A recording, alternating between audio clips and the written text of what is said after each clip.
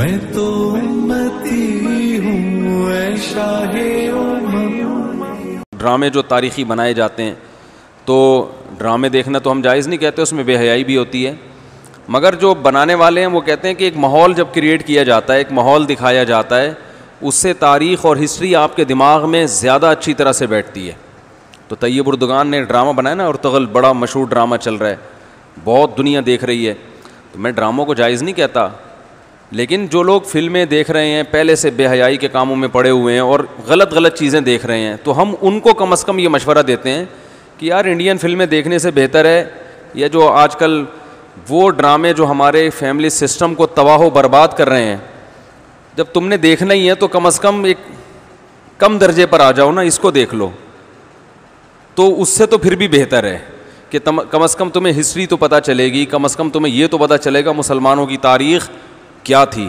اور ایسے صرف دعاؤں سے کام نہیں بنا, انہوں نے بڑی بڑی قربانیاں دی ہیں. سلطان محمد فاتح نے بہت بڑی قربانی دے کے قسطنطینیہ فتح کیا تھا, دنیا کی سب سے بڑی توپ بنائی تھی اس نے, اور آج ہماری صرف باتیں توپ ہیں, باتیں ایسی کریں گے جیسے بہت بڑی توپ ہیں ہم, کوئی عمل ہمارے کیا ہیں زیرو, نہ سائنس میں آگے, نہ ٹیکنالوجی میں آگے, نہ مذہب میں آگے.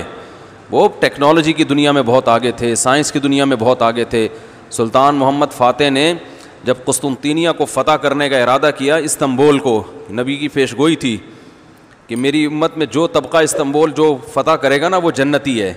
تو صحابہ کے دور سے کوششیں ہو رہی تھیں, اور استنبول میں 1000 سال سے خلافت قائم تھی عیسائیوں کی, اور اسے کوئی فتح کر نہیں سکتا تھا. ابو ایوب انصاری رضی اللہ تعالیٰ عنہ گئے, وہ نہیں فتح کر سکے, ان کی قبر وہیں بنی.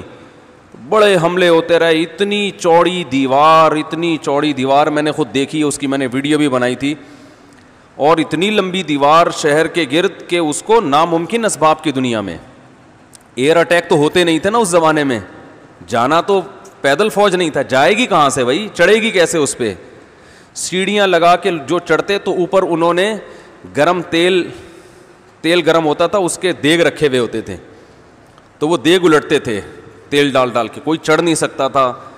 بہت زبردست ڈیفینس تھا, کوئی میلی آنکھ اٹھا کے دیکھ نہیں سکتا تھا, اور جتنی لڑائیاں ہوئی سب ناکام ہوئی تھیں. سلطان محمد فاتح نے کہا بھائی نبی نے خوشخبری دی ہے, ہم فتح کر کے چھوڑے گا. پھر وہ مشہور واقعہ ہے, اس نے کیا کیا کہ خشکی میں کشتیاں چلا دیں, سارے جانور راتوں رات ذبح کیے, ان کی چربی پگھلا کے پتھروں پہ بچھائی گئی ہے, اس پہ سمندری جہاز بٹھا کے. وہاں میں جب ترکی میں گیا ہوں تو اب دیکھو یہ چیز کتابوں میں بھی بتائی جا سکتی تھی نا, لیکن وہاں طیب اردگان نے کیا کیا ہے, میوزیم بنائے ہیں, ان میں یہ پورا منظر دکھایا جاتا ہے. خدا کی قسم ایسا ایمان بڑھتا ہے کہ چیخیں مارنے کا دل کرتا ہے.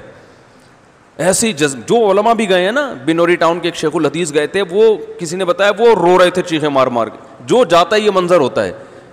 وہ جب دکھاتے ہیں نا اپنی آنکھوں سے, بھائی کیا منظر, اور کیسے وہ کشتیوں کو راتوں رات خشکی پہ لے کے چلے ہیں, اور خشکی پہ لے جا کے پیچھے سمندر میں اتارا, اور سامنے سے بھی اٹیک اور پیچھے سے بھی اٹیک. انگریزوں نے لکھا ہے, گوروں نے ہسٹری میں, کہ یہ اسباب کی دنیا میں ممکن نہیں ہے. بہت بڑا کارنامہ انہوں نے سر انجام دیا, اور راتوں رات.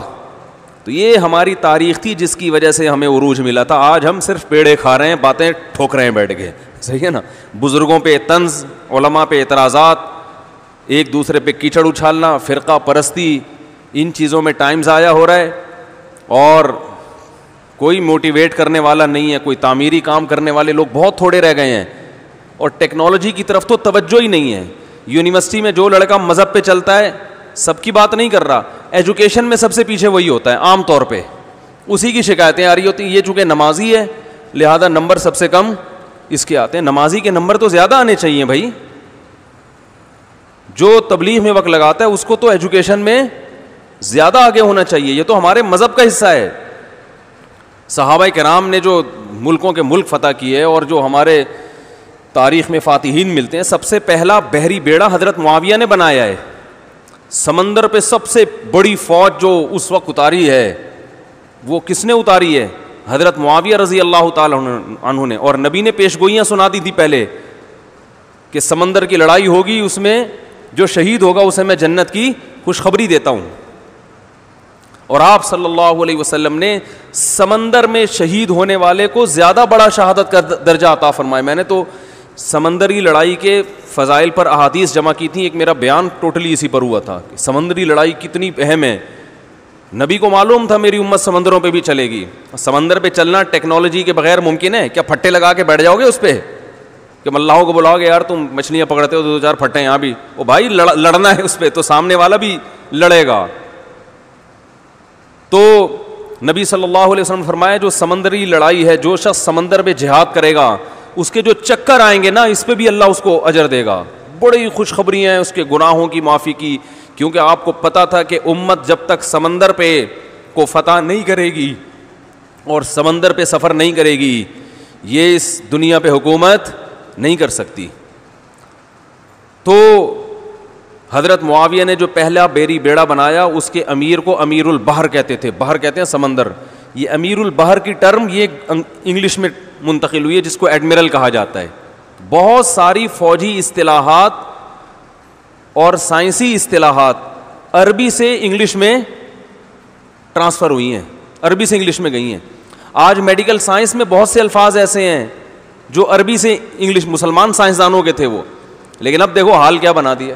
ایک نمبر کے سست نمازیوں کی حالت تو دیکھ لو جا کے. سب سے سست ترین جو ہوگا وہ دیندار بنا ہوا ہوگا. سب کی بات نہیں کر رہا, ڈاکٹروں میں ہم نے بڑے اچھے اچھے دیندار دیکھے ہیں, سائنسدانوں میں, ایٹمی سائنسدانوں میں تو دیندار زیادہ ہیں الحمدللہ, لیکن میجورٹی کی بات کر رہا ہوں کہ پتہ نہیں ہمارے ذہن میں یہ کچھ ایسا کسی نے, شیطان نے بات ڈال دی ہے کہ ہم نے صرف جو ہے ایک طرف کو فوکس کیا ہوا ہے, دوسری طرف کو ہم نے بالکل نظر انداز کر دیا ہے. تو بھائی جس طرح سے دین کی تعلیم انتہائی ضروری ہے, اس کی کوئی اس کی اہمیت کی کمی کا انکار نہیں کر سکتا. انگریز جو تباہ ہو گئے نا, فیملی سسٹم تباہ ہو گیا, زنا معاشرے میں پھیل گیا, والدین اولڈ ہوم میں, وہ وجہ کیا؟ مذہب نہیں ہے نا, مذہبی تعلیم نہیں ہے. لیکن ہم جو معاشی لحاظ سے تباہ ہو گئے اور ترقی میں پیچھے رہ گئے, وجہ کیا ہے؟ مادے پہ محنت نہیں کی ہے. تو دونوں محنتیں ضروری ہیں. داؤد علیہ السلام کو روحانی ترقی بھی ملی اور اللہ نے آپ کے ہاتھ میں لوہا بھی پگھلایا. کیوں پگھلایا؟ تاکہ لڑیں, کیونکہ صرف نمازوں سے لڑائی ممکن نہیں ہے.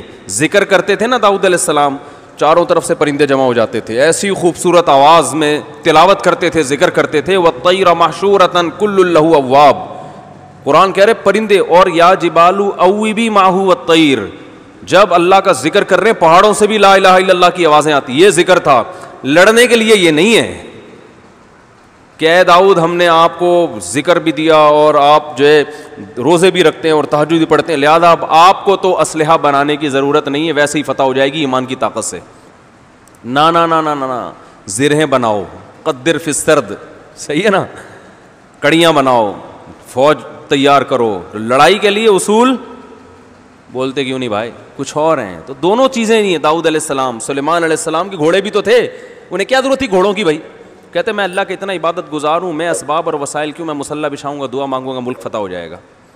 او بھائی گھوڑے رکھے ہوئے ہیں, صحیح ہے نا, ان کو پیار کرتے تھے گھوڑوں کو, کیونکہ اس زمانے میں گھوڑا اور ٹینک برابر تھے, بلکہ ہوائی جہاز تھا گھوڑا اس زمانے میں, تو جنگیں گھوڑوں کے بغیر نہیں ہوتی تھی, گھوڑے تیار کیے ہوئے ہیں. تو لڑے ہیں وہ لوگ اور اسباب اور وسائل اختیار کیے ہیں. آج ہم پیڑے کھانے والی باتیں کرتے ہیں اور پیڑے کھا رہے ہیں بیٹھ کے, اور سمجھتے ہیں کہ بس یہ قرآن خوانیوں سے اور آیت کریمہ سے مسائل کیا ہو جائیں گے حل. تو یہ بھی ضروری ہے بھائی, وہ بھی ضروری ہے.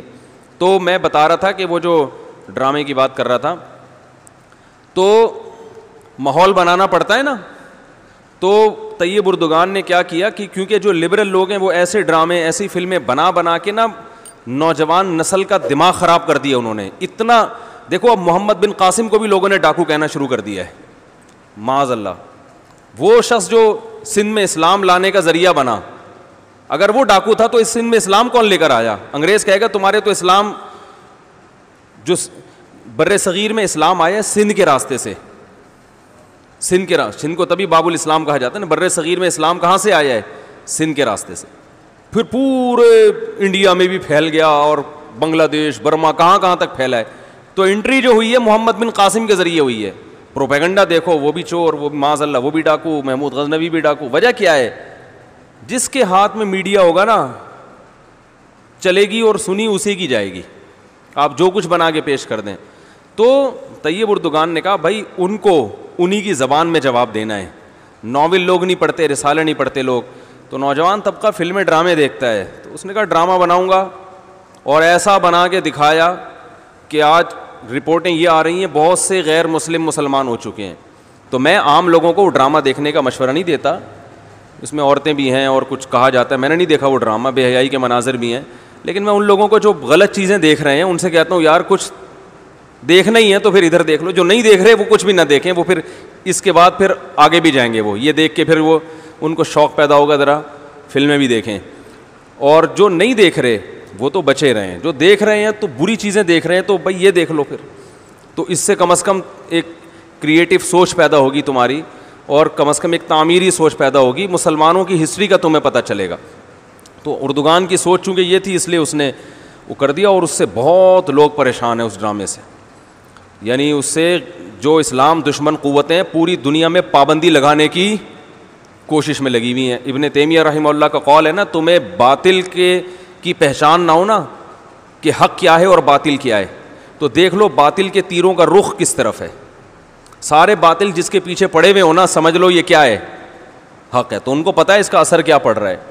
تو ماحول جو کریٹ کیا جاتا ہے, ماحول ایک قائم کیا جاتا ہے, اس سے جو لیسن ملتا ہے وہ ویسے زبانی سمجھانے سے نہیں. زمانہ ڈھل رہا ہے مغربی تہذیب میں, لیکن